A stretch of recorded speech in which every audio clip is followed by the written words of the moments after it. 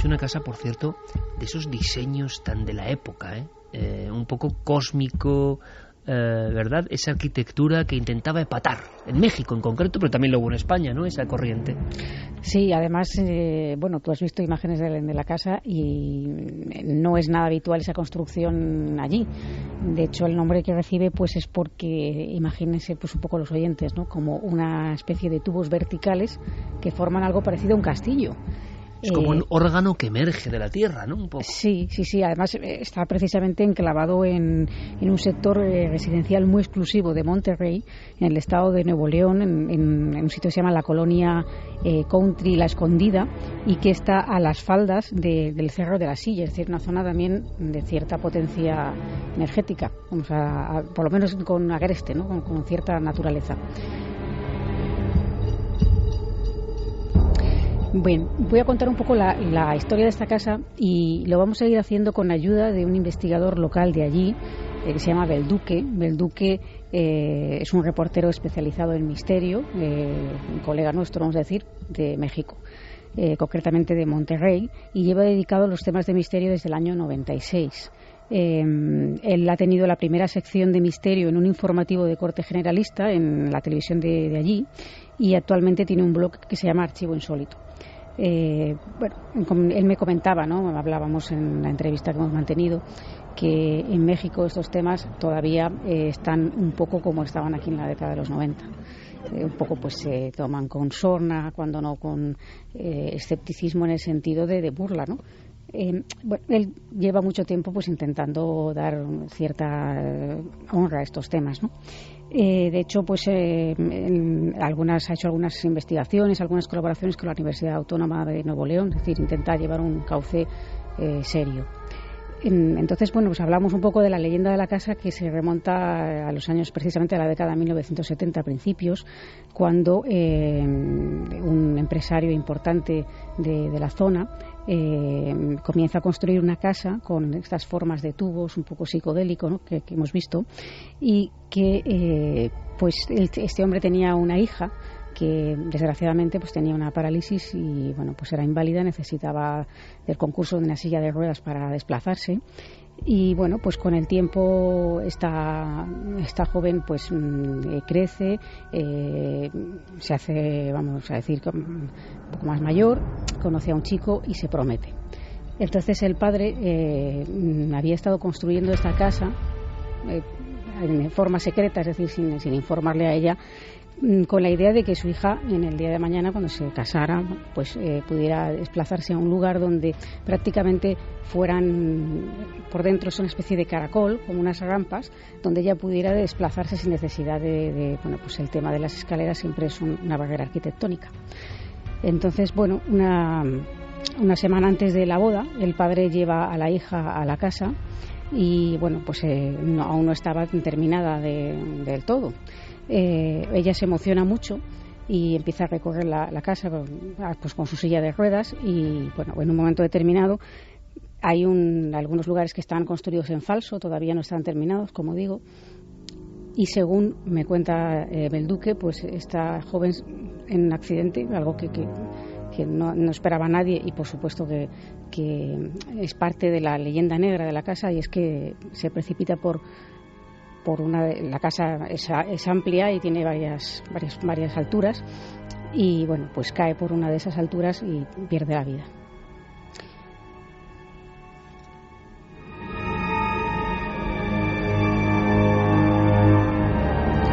A partir de entonces el padre, bueno, pues imaginar el impacto. Él dijo que si esa casa no iba a ser para su hija, no sería para nadie, porque no la iba a terminar, y la casa de hecho permanece inacabada. Debido pues a esta curiosa arquitectura, como decimos, medio futurista y a que llama la atención en medio de ese cerro, ¿no? Pues ha habido personas que se han aventurado a lo largo del tiempo, a partir de esta desgracia, a visitar la casa, pues unos con cierta curiosidad, otros pues animados pues por el morbo, o por simplemente, pues como sabemos, gente aficionada a estos temas que piensan que allí se puede haber captado o puede haber quedado algún tipo de presunta energía negativa, ¿no? El caso es que a lo largo del tiempo se producen muchas visitas de curiosos e incluso algunos accidentes, como ha pasado también aquí en España en algunos lugares, ¿no? Véase, por ejemplo, el caso de Cortijo Jurado, ¿no?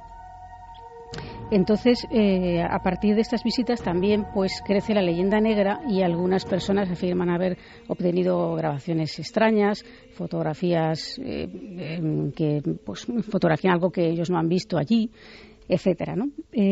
Bueno, pues precisamente bueno, como ha habido una serie de accidentes, incluso ha tenido que intervenir ahí la Protección Civil de allí para evitar que la gente entrara, y aún así han seguido entrando. Entonces, bueno, el duque me decía que él no es muy partícipe de visitar lugares abandonados porque sí, sino que cuando tiene alguna historia detrás.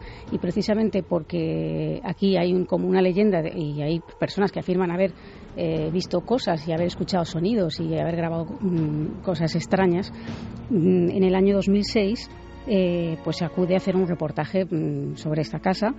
Y bueno, pues él visita el lugar acompañado de la policía local, es decir, con un permiso y con un cámara que le acompaña, y él mismo también lleva su propia cámara de vídeo, y él nos cuenta un poco, hace una serie de pues un recorrido de vídeo, etcétera, lo que sería un reportaje. Y bueno, pues cuando vuelve de este reportaje sucede algo que nos va a contar él mismo. Regresamos a las oficinas de la televisora donde yo trabajaba en aquel entonces. El camarógrafo fue a ingestar el material. Yo me fui a mi casa con el video que yo tomé de mi cámara. En mi casa, al día siguiente en la madrugada, pues que yo entraba a trabajar a las 6 de la mañana en aquellos días, empecé a revisar mientras desayunaba, empecé a revisar el material y se me fue la sangre a los pies. Literalmente, vi una silueta que pues se ha hecho algo famosa en las redes sociales y aquí en los medios de comunicación aquí en México, una silueta que muchos interpretan como la silueta de la entidad que presuntamente se aparece en esta casa, que da la idea de una mujer vestida de blanca con un velo blanco en uno de los cuartos de este lugar, para ser preciso en el sótano de esta casa.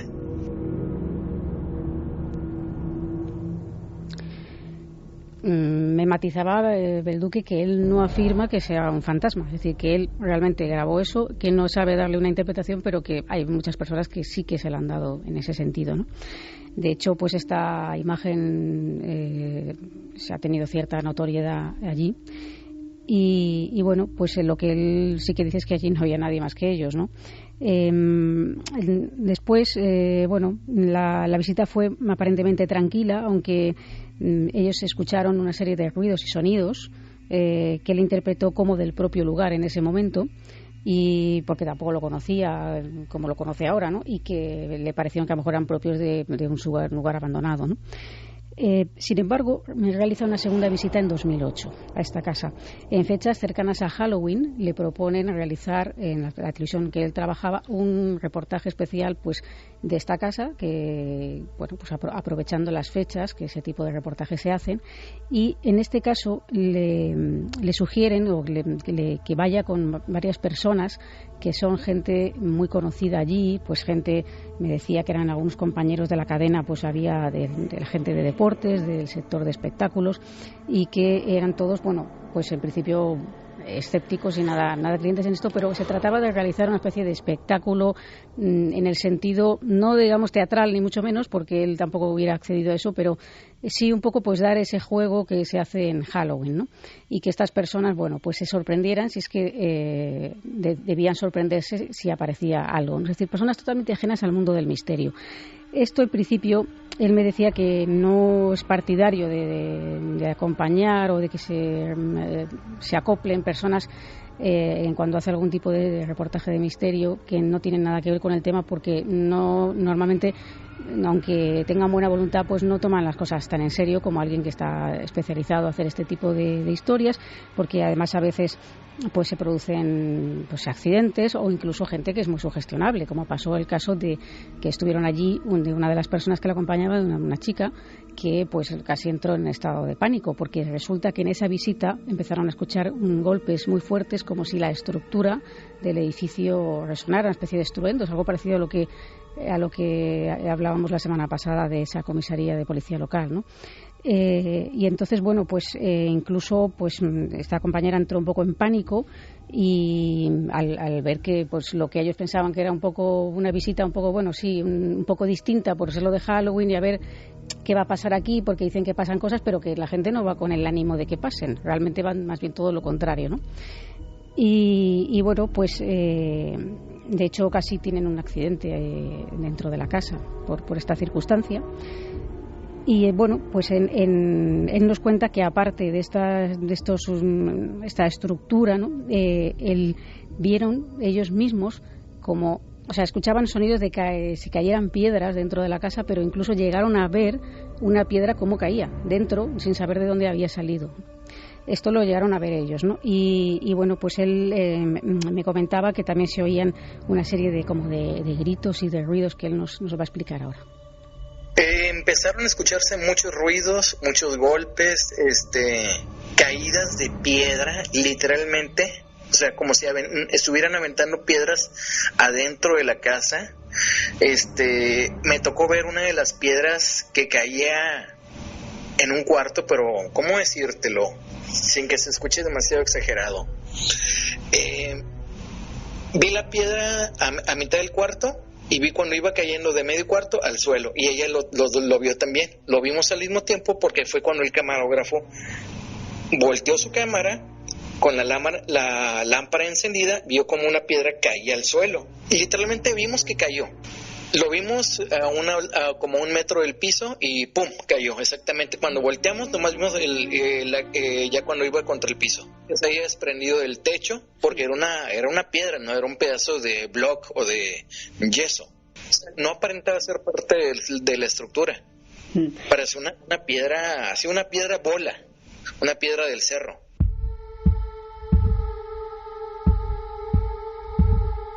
Incluso después, en otra visita posterior con otros reporteros, compañeros de la ciudad de Guadalajara, también les sucedieron otra serie de cosas, ¿no? Escucharon una especie de gritos y de lamentos que incluso estaban en esa situación con policías locales, que también los oyeron.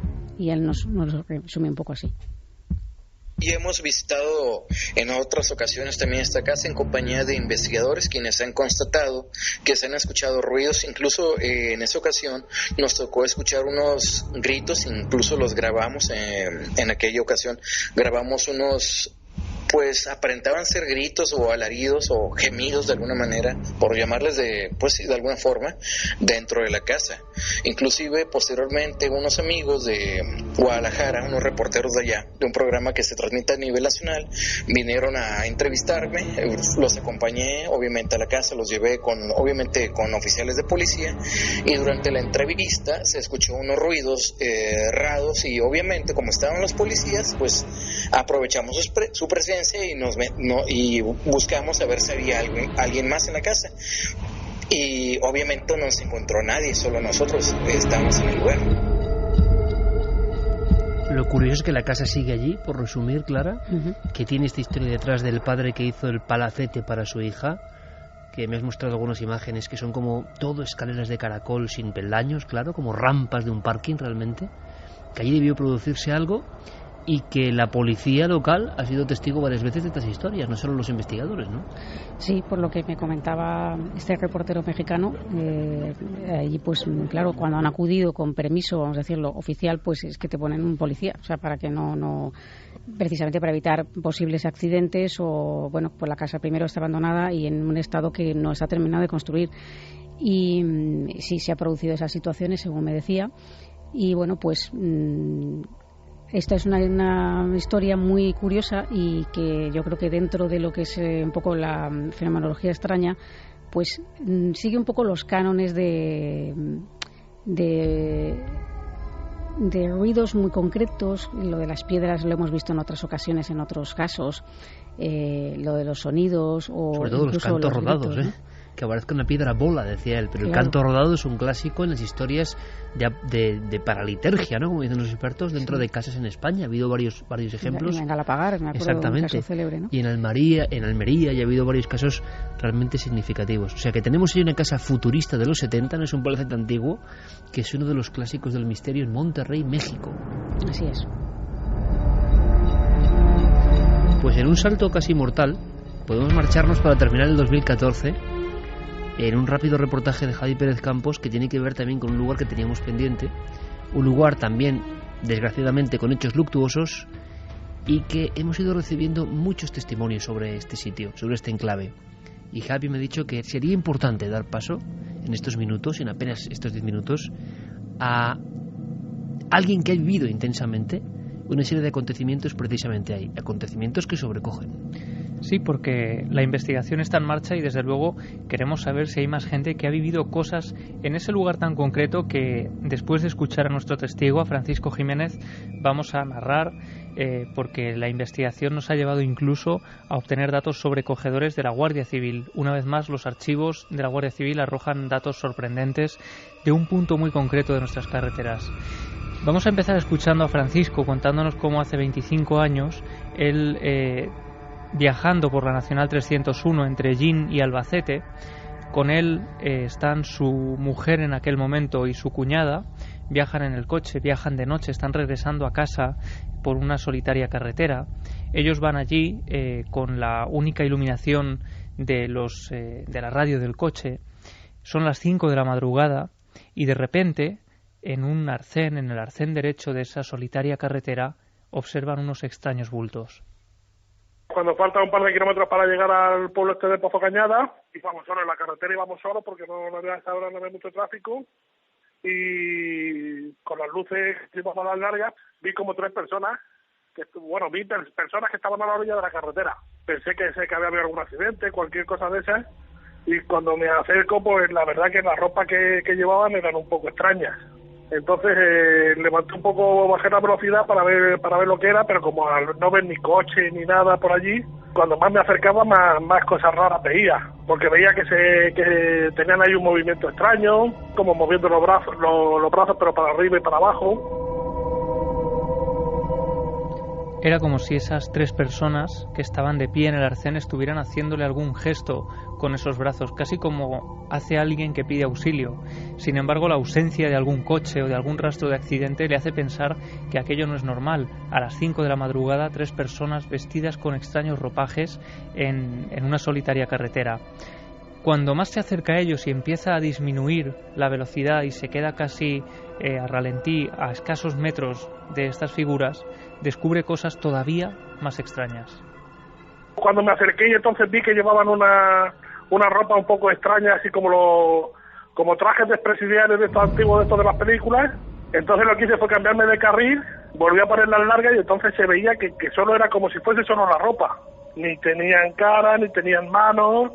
Cuando más me acerco, pues veo que no tenían ni cabeza, tenían llevaban como una especie de gorro, y entre el gorro y la camisa pues no se les veía nada. Eran bultos como personas. Eran bultos como personas porque personas no eran, eso está claro. Entonces ya me cambié de carril y al pasar por la altura de ellos, pues como yo qué sé, pues como tres fantasmas.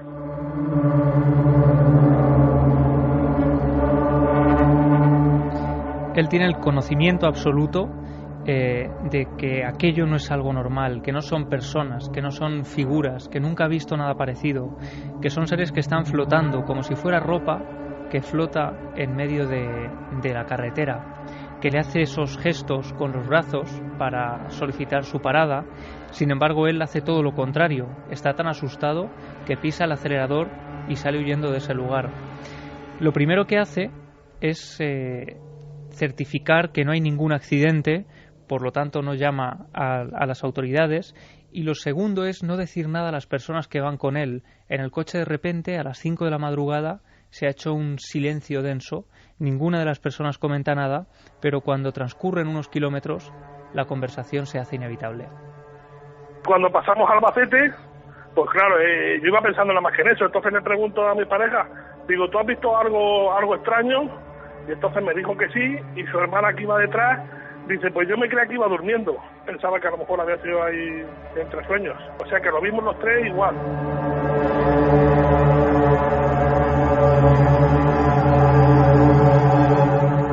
Los tres han visto la misma escena, una escena imposible, esas tres figuras en mitad de la arcena a las 5 de la madrugada que se quedan ahí cuando ellos continúan avanzando por esa carretera. Y entonces la pregunta inevitable era ¿de qué hablaron durante el resto del trayecto? A mí me dio ahí un poco de nervios, ¿no? De ver eso así. Ellas dos se quedaron también sin decir nada porque también se quedaron impresionadas. La conversación fue de lo que habíamos visto y coincidamos los tres en que había sido como 3 personas ahí flotando sin cara, sin manos. Tiene que ser algo sobrenatural, esto no es normal.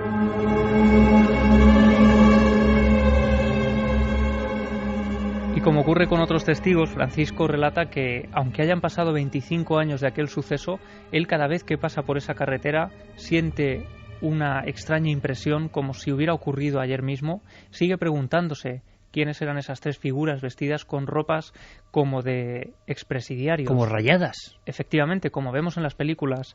Pues fíjate, yo no sé si ese uniforme se llegó a utilizar, pero yo he estado indagando y resulta que en esa zona se encuentra la antigua cárcel de La Loma, en Hellín.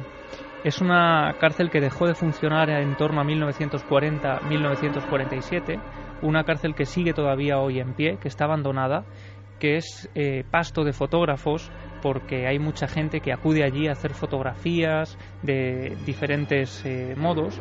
Y fíjate que he encontrado testimonios de fotógrafos que han acudido allí y que aseguran haber vivido fenómenos extraños, como por ejemplo apariciones de luces, sensación de que hay alguien con ellos, incluso algunos han llegado a hablar con personas del pueblo, con gente mayor que les ha contado historias de la cárcel y han llegado a hablarles de que allí murieron hasta 200 personas, que la gente que entraba allí no salía. Esto forma parte un poco de la leyenda negra de esa cárcel, que todavía está por confirmar. Pero fíjate, hablaba antes de documentos de la Guardia Civil. Resulta que cerca de ese lugar también, en junio del año 2003, el 3 de junio, se produce un tremendo accidente de tren. Allí fallecen 19 personas. Según los documentos hay 10 desaparecidos, 63 heridos en total. Y los cálculos son tremendos, ¿no? Se habló de una negligencia, de un error humano y aquello fue tremendo. Y resulta, no solo eso, sino que hablando con un compañero de la Guardia Civil que nos ha ayudado en alguna ocasión, él nos ha hecho la gestión de acudir a los documentos de la Guardia Civil para ver si hay algún tipo de rastro. Pues no sabemos si quizá de algún testimonio similar, si alguien ha dado parte. Y la sorpresa ha sido mayúscula cuando él nos contaba de más de 6 avisos en ese punto de la carretera. Él me ha mandado la fotografía de ese documento, ese parte de hechos de interés. El asunto dice avistamiento de personas o animales no reconocidos en vías de comunicación. Y continúa con la descripción que dice avistamiento de personas o animales cruzando por la carretera en término municipal de Chinchilla. Los testigos dicen haber visto seres extraños cruzando de un lado a otro de la calzada.